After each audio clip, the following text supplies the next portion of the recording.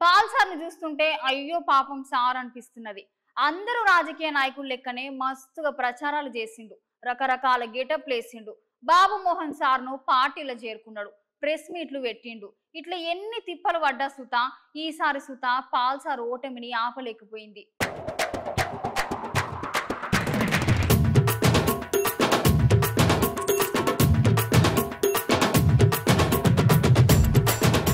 పాలు రావాలి, పాలన మారాలని కేఏ పాల్ సార్ అంటే జనాలు ఏమో పాలు ఏమొద్దు, ఈ పాలన అస్సలొద్దు అనుకున్నారేమోనోళ్ళ. పాల్ సార్ గెలుసుడు ముచ్చట అటు పక్కకు పెడితే కనీసం ఓట్లు సుద్ధ రాలేదు.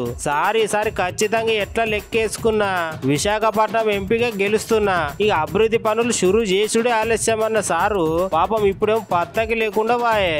సారు మునుపు అసెంబ్లీ ఎలక్షన్లలో ఓడిపాయే, కనీసం ఇప్పుడన్నా ఎంపీగా గెలుస్తాడు అనుకున్నట్టుండు. పాపం గన్ని ఆశలని అడి ఆశలు అయ్యాయి. జనాలు అసలు కుండ గుర్తునే పట్టించుకోలేదు. మునుపు గాజువాక ఎమ్మెల్యేగా పోటీ చేస్తేనేమో సార్కు ఉత్త 394 పడితే ఈసారి ఏకంగా విశాఖపట్నం నుండి ఎంపీగా నిలబడితే ఉత్త 1190 మాత్రమే వచ్చినాయొల్ల.